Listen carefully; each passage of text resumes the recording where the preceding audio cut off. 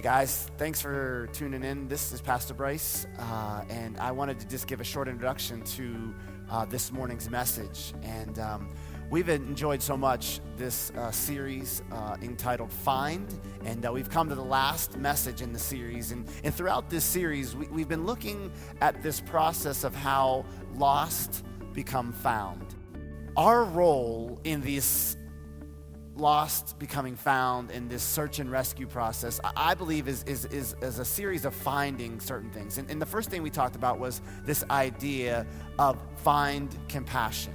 And then we followed that up with finding a conversation. It's not always about telling people something, and oftentimes it's about asking good questions. And so we want to have good conversations. And then thirdly, we talked about this idea of finding courage. And that was followed up last week with this idea of finding a calling. And we've just enjoyed so much this series. And we want to conclude this series with an idea about shrewdness. And I'm going to read a passage of scripture for you here in a moment that really explains how biblical shrewdness is. But I want us to just kind of set the stage of why we would actually share this message as the last one in this Find series. I think it's possible to have an entirely full toolbox, to have all the things that we would need and all the things that God would want us to have in order to be a part of this process of the lost becoming found and being people who are searching and rescuing for who God loves.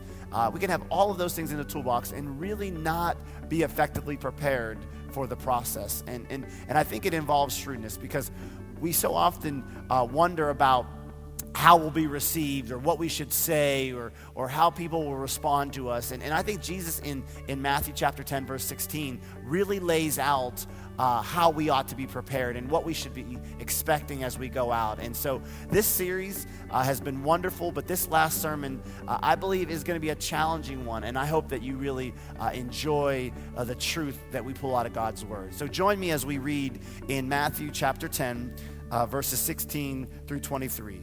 It says, "I am sending you out like sheep among wolves. Therefore be as shrewd as snakes and as innocent as doves. Be on your guard against men. They will hand you over to the local communities and flog you in their synagogues. On my account, you will be brought before governors and kings as witnesses to them and to the Gentiles. But when they arrest you, do not worry about what you will say or how you say it. At that time you will be given what to say, for it will not be you speaking, but the Spirit of your Father speaking through you. Brother will betray brother to death, and father his child. Children will rebel against their parents, and have them put to death. All men will hate you because of me, but he who stands firm to the end will be saved. When you are persecuted in one place, flee to another. I tell you the truth, you will not finish going through the cities of Israel before the Son of Man comes." And before we dive into the message, I just want to admit to you today that passage is full of God's truth, but we really are intentionally drilling down into verse 16 as we look at the passage this morning. And so I pray that you enjoy what God has to speak to you through this message. And so the passage I read to you this morning is a passage of how the world will react and how we as followers should respond. And one of the things that I like about this passage is that Jesus is extremely honest with the disciples. Now, this may not fit in the 21st century American Christianity, where we're talking about death and persecution. We want it to be butterflies and rainbows. We want the Christian journey to be just wonderful. That kind of ruins our altar calls when we tell people, come to Jesus, because your life is going to be miserable and you're going to be persecuted. You know, that kind of cuts down on people saying, I want to follow Jesus, right? But Jesus is extremely honest. He says he is realistic. He says, listen, there's going to be dangers. There's going to be a price to carry out this faith of ours. And the reason why maybe we haven't experienced as much persecution, or our experience hasn't been that which Jesus is describing in this passage, is because maybe we have done a better job of accommodating our message than having a confrontational message. Have we done better at accommodating than confronting? Jesus seems to think that every follower is commissioned to share the gospel. And whether or not we neglect that obligation doesn't mean it's not our obligation. That each of us is called to share this gospel. Each of us is called to be a part of the search and rescue. And so he wants us to be prepared as we go. And so I want to walk down through this very small verse and spend some time looking at some of the real intricacies of this small verse. The first thing I want you to see in here, and it's pretty obvious, is that Jesus is clearly drawing a distinction as we go. He's saying, I'm sending you out as sheep among the wolves. He is saying, listen, there are two types of animals here. There are sheep and there are wolves. And here's the question. Normally it's the sheep are hanging out and the wolves enter in, right? But it's actually backwards. Jesus is saying, listen, the wolves are already there. There's no good reason for a sheep to go into the wolf pack unless the sheep have a mission. And I want you to know the reason why Jesus is sending us out is because there are some wolves that he would like to become sheep. Right? That's why we don't get to have communes. That's why we don't all just live in the same compound with a big wall. That's why you all will go out to 150 different houses today, and you'll go to 150 jobs tomorrow, because God has called us not to be together. He has called us to be among the world. And the reason why he's telling you that the sheep are going to go among the wolves, why it's going to sound backwards, is because there are wolves that he would like to become sheep. Now, before you think that I'm criticizing, because we've called the world all kinds of bad names, right? We called them lost. We called them all kinds. Now we're calling them wolves. That's not fair. Why are you calling names? Here's what I want you to know. Wolves are simply people that don't know Jesus, and they act like it. See, I always get confused when Christians get upset with people that act like they're not Christians. What do you expect them to act like? What do you expect them to look like followers when they're not followers? I mean, I love this. Susie and I just this morning, or last night, I can't remember because it was such a short night. Jesus. Oh, you do demonstrate Jesus to me, honey. So Susie was you're on the front row today. Now I'm going to be really distracted. What was I saying? Hold on. Shh. No, don't be woofing at me. You'll really oh, wait, hold on. Give me a second. Oh, yeah, so just last night, Susie and I were explaining, we're talking to each other about how God has put us in some interesting situations. And we were describing that it actually feels a little bit awkward. You know, it's like, wow, man, like, this is different. But really what it is it's the sheep among the wolves. It's really trying to see Jesus demonstrated to our friends and our family. And so I want you to first and foremost to know that Jesus does make this distinction. He makes this distinction between the wolves and the sheep. And he says that there's sheep going out to the wolves. And the way that we're attacked, and again, not that this is a pity party, but the way that we're attacked is that people misunderstand what we're saying. They misrepresent what we mean, and they misuse what we do. And it's religious folk, and it's government folk, it's even family members. But what I need you to understand this morning as we talk and conclude this series on Find is Christianity cannot be locked up and left when we vacate 1340 Washington Pike. You must take it with you. This is what we're called to do.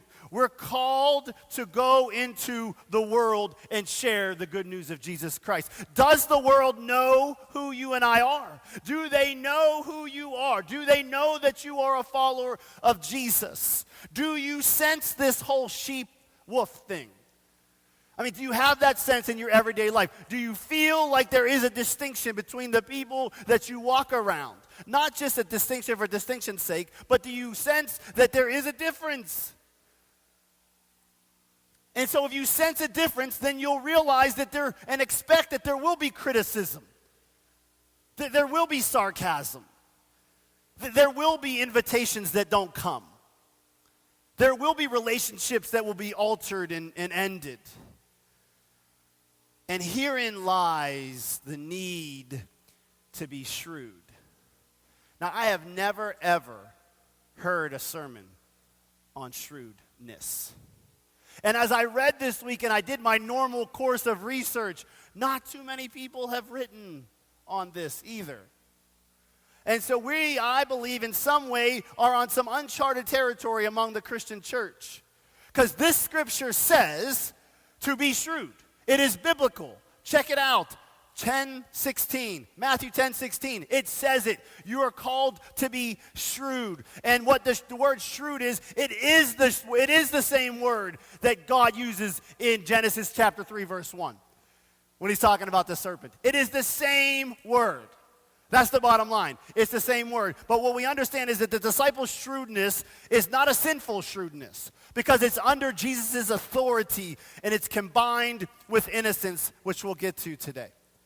And so as we go out among sheep among wolves, we have a response, which is the basic premise of this entire message. And this response is to be shrewd in the world that we live in. Jesus, as simply as I can say it, is saying, be the snake while being the dove.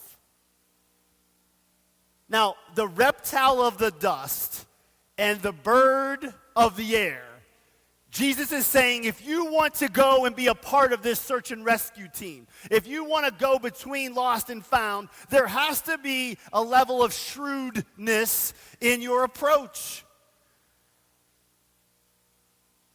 So let's think about this for a second. To be shrewd means to be wise. To be shrewd means to be strategic. And so on one hand, we know that we're called to be passionate about Jesus. Follow me on this. If this is a slow start to a sermon, stay with me. So we're called to have zeal, a passion, right? We also know we're called to be pure or innocent and righteous. We know these things. We know these things. We have a passion for Jesus Christ, and we have a righteousness of Jesus Christ. And we hear sermons about that all the time. I mean, we hear sermons all the time about stand your ground, fight the good fight, resist evil, embrace the persecution. We hear sermons about compassion and holiness and righteousness. What we need to understand is that we need to put together the idea of the zeal and the passion and the purity, but also with the wisdom of the snake, the shrewdness, the wisdom of Christ. And that's why this title of this message is Find How to Be Shrewd. Because it's not that it's more important than being passionate for Christ or being righteous for Christ. But the bottom line is that nobody's talking about being shrewd and how that's part of the process of being effective with the message of Jesus Christ. We know how to be passionate. I'm up here every week telling you how to be passionate for Jesus Christ. We're talking about holiness. We're talking about righteousness. But when Jesus points out in Matthew 10:16, he's talking about there's a third element in being effective for Jesus Christ, and it's called being shrewd. And we don't often hear how we need to be wise and strategic and prudent and avoid unnecessary conflict. See, sometimes when we get into situations and we go in and we're in a situation and we feel like we're being persecuted, we go into a situation and we're passionate for Jesus Christ and we're going and we're taking the gates of hell with a water pistol for Jesus. We're just being stupid. Hey, don't veil stupidity and call it persecution. When we're not shrewd, our innocence is being naive. And see, I don't know if we normally hear these messages before, but when you talk about just being righteous and innocent as a dove, and it is not coupled with shrewdness and wisdom, you're just naive. And God says, and Jesus points out that that's not effective. He says, be the snake, be wise, be cautious. Use skills to avoid danger. What does the snake do? It slips away gracefully and swiftly without noise. See, what the passage doesn't say is be wise as a fox. Because see, foxes are cunning and deceptive. Snakes defend themselves and shift for their own safety and a greater goal. See, what Jesus didn't say was be as wise as a fox. He didn't say be deceptive and cunning. He said be a serpent, be wise. And if you look up what serpent means, it actually means wise, wisdom. And what the snake does is he shifts for his own safety, to defend himself and a greater goal. Most of you are like, you know what? This guy has gone over the top. He is simply telling us to be the snake. But let me share some other scriptures that may be a little bit more familiar to you. 1 Corinthians 9:22 says this, to the weak I became weak to win the weak. I have become all things to all people so that by all possible means I might save some. Now come on now. Do you see it in there? Do you see shrewdness in there? That Paul is saying, listen, I become what I need to become in order for people to come to Christ. He's not being deceptive. He's not being manipulative. He's being strategic. He's being wise. He's saying, listen, I realize in this specific situation, I have to be a certain way. I'm not compromising my faith. I'm not criticizing anybody. I'm not being deceptive, but I am being wise and strategic in the way that I communicate this message. Colossians 4:5. Be wise in the way you act towards outsiders. Make the most of every opportunity. Do you see it in there? It's shrewdness. It's called being wise. It's called not being stupid. It's called not throwing the pearls to the pigs. If you're sleeping, you want to wake up. Is it okay to say the right thing at the right time in the right place? That seem fair? Is it okay to say the right thing at the right time at the right place? Is that right? Okay, so then is it okay to not say the right thing at the wrong time and at the wrong place? Is it okay not to say the right thing at the wrong time at the wrong place in order to achieve the more important goal? Now, see, this is where it's going to start messing with your theology. So if you didn't come in for a real battle today, I'm sorry that you're going to kind of get shook here. But we're doing some real stuff here, okay? So stay with me. Okay, we got to put our big girl and big boy pants on right now because this is good stuff, and I want you to get it because I think it's a key piece to what we're trying to do in this whole search and rescue thing. So we've agreed that it's okay to say the right thing at the right time at the right place. We also agree that it's okay to not say the right thing at the wrong time at the wrong place in order to achieve the more important goal. Just before you leave and think that I'm a heretic, let me read to you Matthew chapter 22, verse 15 through 22. And maybe Jesus will help me out. Then the Pharisees went out and laid plans to trap him in his words. They do that all the time, right? They sent their disciples to him along with the Herodians. Teacher, they said, we know that you are a man of integrity and that you teach the way of God in accordance with the truth. You aren't swayed by others because you pay no attention to who they are. Tell us then, they buttered him up and now they're going to ask him the question. Tell us then, what is your opinion? Is it right to pay the imperial tax to Caesar or not? Uh-oh. Wait a minute now. See, the foreign Roman guy that is oppressing the Jewish people. Is it okay to give him money? They think they've got Jesus cornered. But Jesus said, knowing their evil intent, you hypocrites, why are you trying to trap me? Show me the coin used for paying the tax. They brought him a denarius, and he asked them, whose image is this? And whose inscription? Caesar's, they replied. Then he said to them, so give back to Caesar what is Caesar's, and to God what is God's. And when they heard this, they were amazed, so they left him and went away. See, here's the thing. Jesus is asked a question, and he knows what they're trying to do.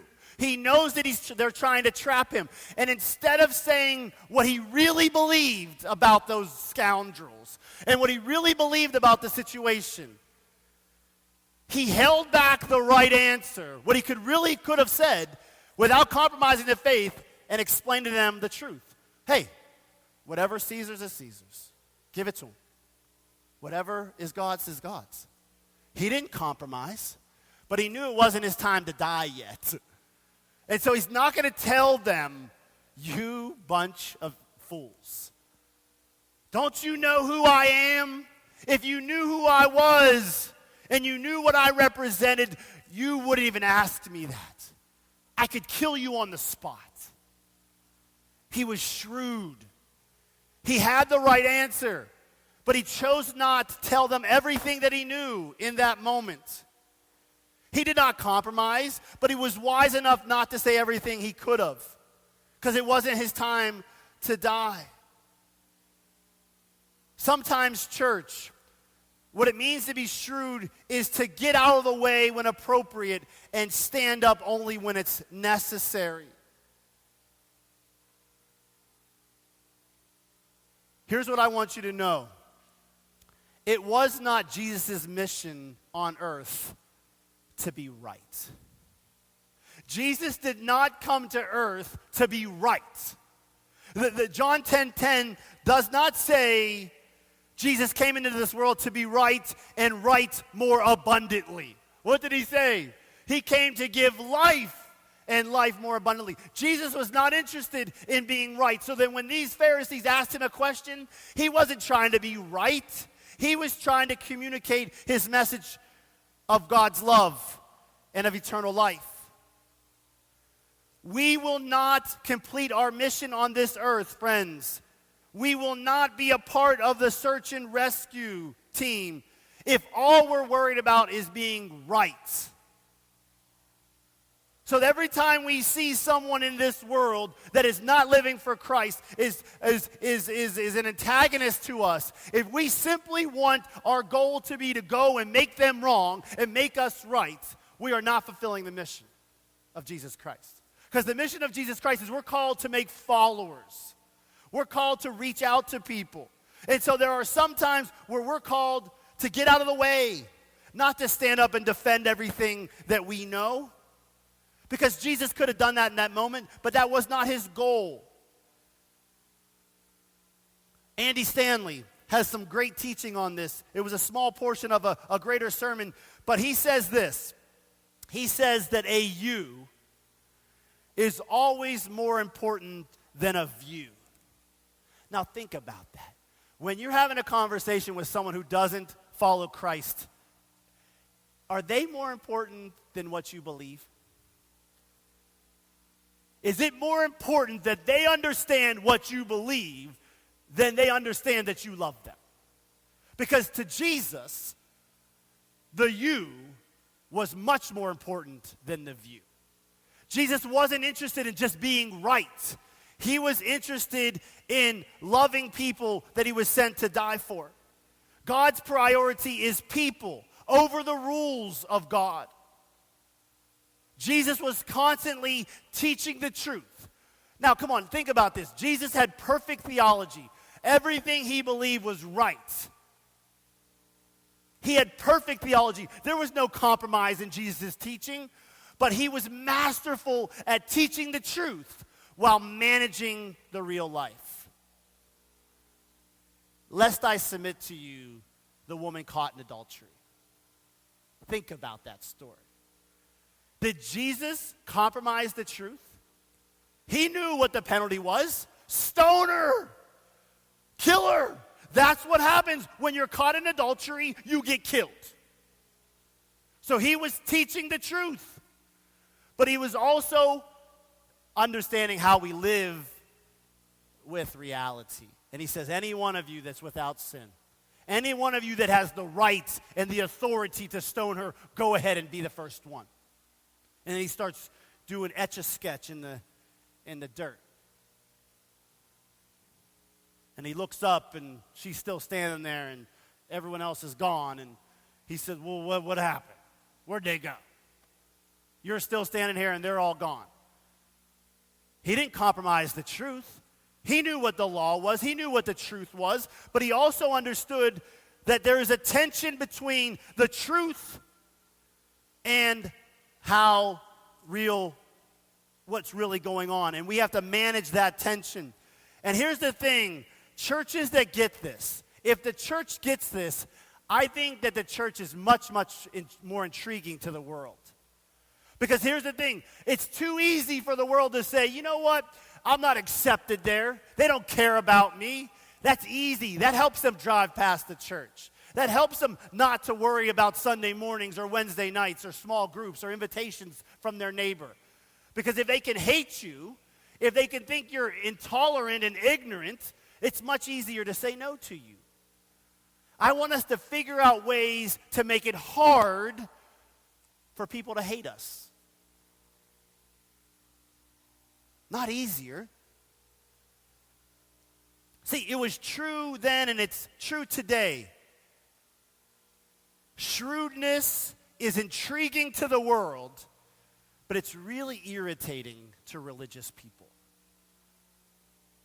The religious people in this room right now are thinking that I'm preaching a bunch of garbage. But the people that understand the heart of God are right with me. You understand that God is about people. God is about people and seeing people come who are far from him, come near to him. Andy Stanley says it this way: don't give up influence unnecessarily. Don't give up influence unnecessarily. There are questions you should never answer out loud or conversations that you should not have, not because you don't know the answer, not that you aren't proud of the answer, but because we should never make a point at the expense of making a difference. Because see, the people that you're thinking about right now that aren't walking with Jesus, they're actually more important than the view that you hold. We know what the truth is. We know what Jesus has done for us, but they don't know that yet. And it's possible to lose influence with the very people Jesus came to die for. Simply being right and winning an argument is stupid. Just yesterday at work day, I was talking to the guys out there. We were doing manly things and pounding poles into the ground. Right? My hands are hurting right now as we speak. And I don't know if it was Mike or somebody said, you should never want to win an argument with your wife. I thought that was pretty interesting. Why should you never win an argument with your wife? You know what that means? You're sleeping with a loser. I thought, you know what? That'll preach. You don't want to win an argument. That means you're sleeping with a loser. Who wants to sleep with a loser? Same thing. What do you get for winning an argument? What do you get for being right? We're called to search and rescue, not to be right. Think twice before answering a question or doing anything that might burn a bridge or close a door. That's what it means to be shrewd. Think twice. Just because you have the right answer doesn't mean you always have to tell it. Be shrewd. Don't go and burn bridges and close doors. Those are the very bridges you have to walk across to get into people's lives. Those are the very doors you need to walk into in order so that they can walk in to the church. And for all of us that think that I'm preaching a watered-down gospel today, I pray that you come and talk to me. Shrewd is not compromise, but it might be common sense. Shrewd is an attempt to always discover the best means to achieve the highest goal. How will this word or action of mine look in the end? How will it affect my own witness or the future of my neighbor or the glory of God? Is this the best way to handle this problem, or is there a better way?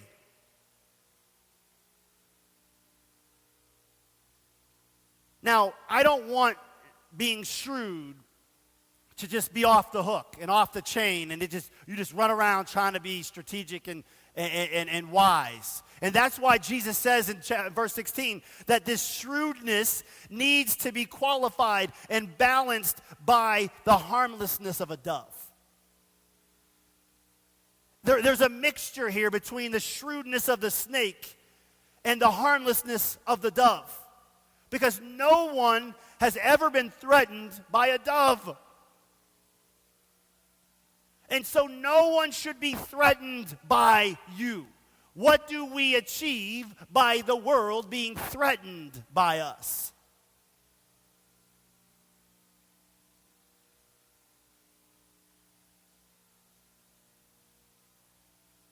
And we know that much damage has been done to the testimony of the church and to Christianity because of professing Christians that didn't possess a gentle nature. Quick story there that I read this week. As Francis Xavier was preaching in one of the cities in Japan, a man went up to him and pretended he had something to communicate in private. Upon his approach, Xavier leaned his head and to hear what he had to say. The scorner thus gained his object, which was to spit freely upon the face of the devoted missionary, and thus insult him in the most public manner. Xavier, without speaking a word or showing any sign of annoyance, took out his handkerchief, wiped his face, and went on with his sermon, as if nothing had happened to interrupt him. By such a heroic control of his passions, the scorn of the audience was turned into admiration. The most learned doctor of the city, who happened to be present, said to himself that a law which taught men such virtue, inspired them with such courage, and gave them such complete mastery over themselves could not but be from God. Afterwards, he desired baptism, and his example was followed by many others. The missionary, being as shrewd as a serpent and innocent as a dove, and keeping in check, actually brought salvation.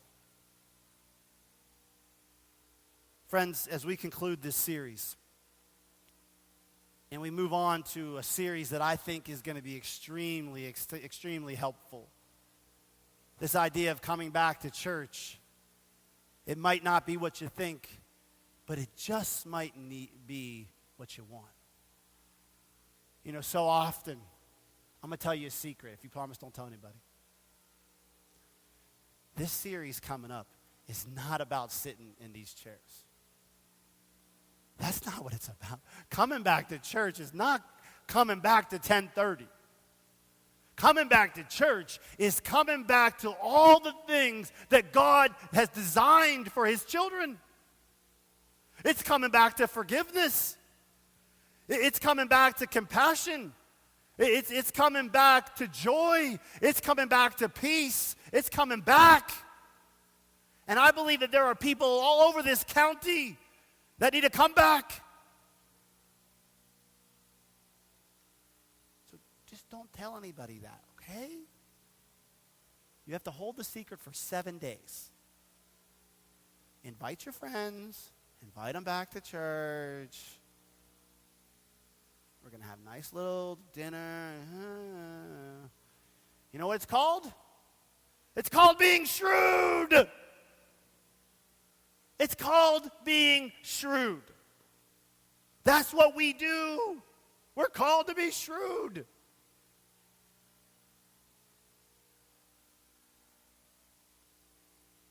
if you cannot induce your family or your friends to read the Bible, get them to hear it, or better, see you live it out. If you can't induce your friends to hear a sermon, be the sermon. My wife's favorite preacher said just recently, sermons should smell less like the library and more like you. I thought that was awesome. Like, my sermons should not smell like all the books I have up on my shelf or all the commentaries that I read on the internet about each passage. My sermons should smell like me. They should smell like real life, how it meets you and how it greets you. Our gospel should not provoke animosity or destruction. And you know as well as I do, everyone matters to God. Life is precious. There is much work to be done, many people to search for and help find Jesus. And what I want you to know, going all the way back to the beginning of the passage, the first 3 words in verse 16, it says, I am sending. You're not going alone. Jesus Christ is the sender. He is the one that will empower us and enable us to be a part of the search and rescue. Find out how to be shrewd.